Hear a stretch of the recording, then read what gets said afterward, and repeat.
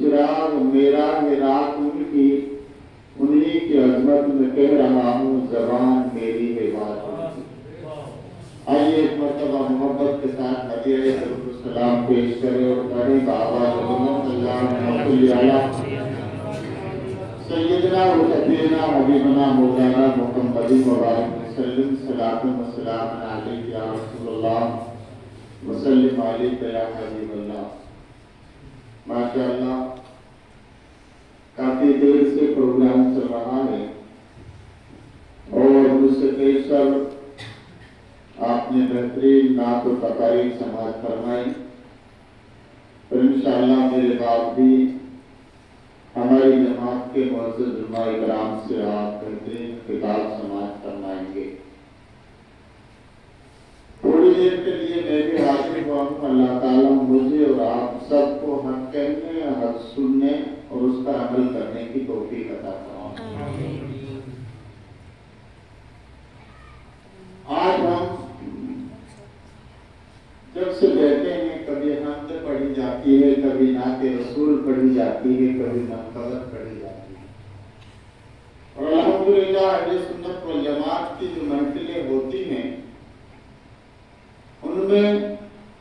جہاں اللہ تبارک و تعالیٰ کی وحدانیت بیان کی جاتی ہے وہاں انبیاء اکرام کی نبوت و رسالت پر بھی بیان کیا جاتا ہے، اور جہاں اللہ کے مقدس انبیاء کرام کا ذکر ہوتا ہے، رسولوں کا ذکر ہوتا ہے، تو وہاں اولیاء کرام کا بھی ذکر ہوتا ہے۔ بہت سارے لوگ سوچتے ہیں کہ وہ اپنی محفلوں کے اندر صرف وحدانیت کا ذکر کرتے ہیں، اللہ تبارک و تعالیٰ کی کبریائی کا ذکر کرتے ہیں، یا انبیاء کرام کا ذکر کرتے ہیں۔ جب اولیاء کرام کی اللہ کے محبوب بندوں کی بات آتی ہے تو ان کا خیال ہوتا ہے کہ ہمارا پروردگار صرف رب ہے، ہمیں صرف اللہ کو راضی کرنا ہے، تو اولیاء کی تعریف کرنے کی ضرورت نہیں، شہداء کی تعریف کی ضرورت نہیں، اس لیے کہ ہم سب کو پیدا اللہ نے کیا ہے، ہم کو کلمہ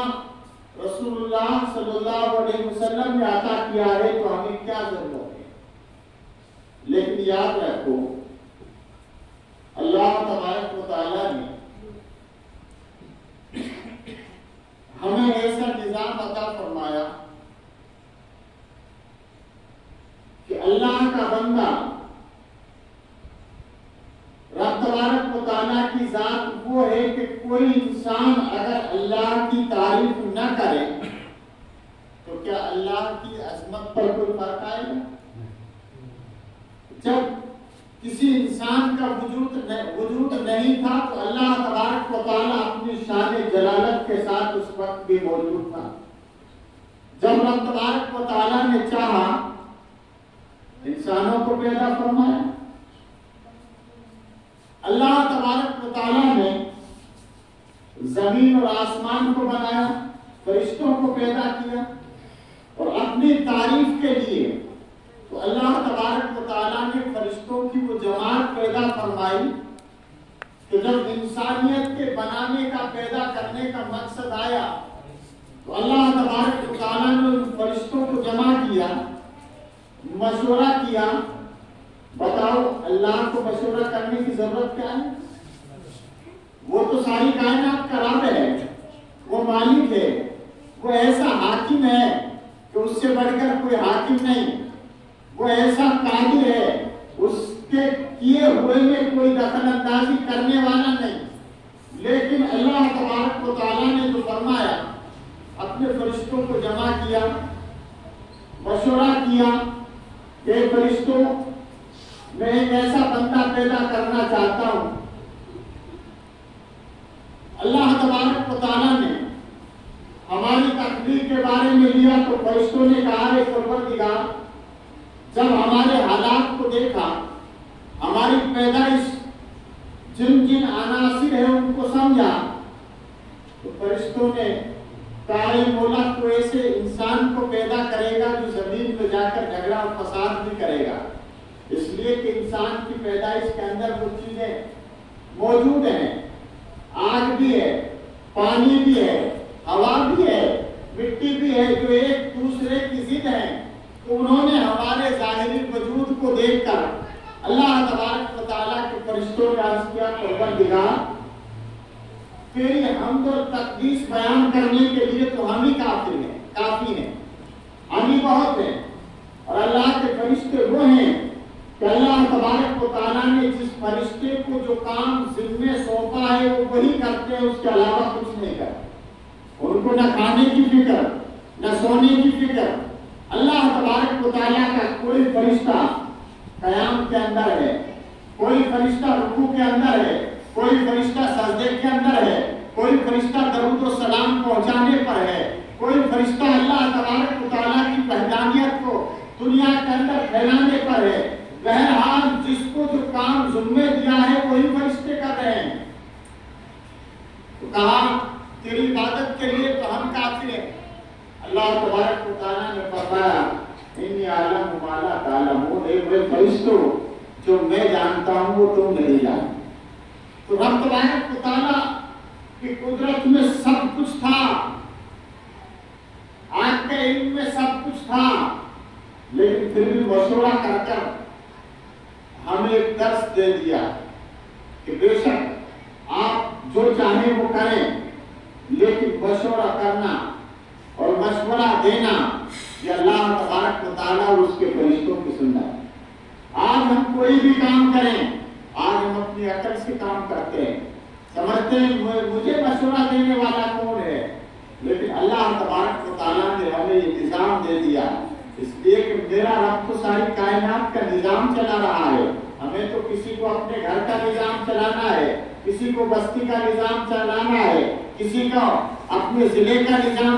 چلانا ہے، کسی کو دنیا کا نظام چلانا ہے۔ بہرحال جس کو جیسا چلانا ہے اللہ تبارک و تعالیٰ نے ہمیں ایک ایسا طریقہ عطا فرما دیا۔ رب تبارک و تعالیٰ نے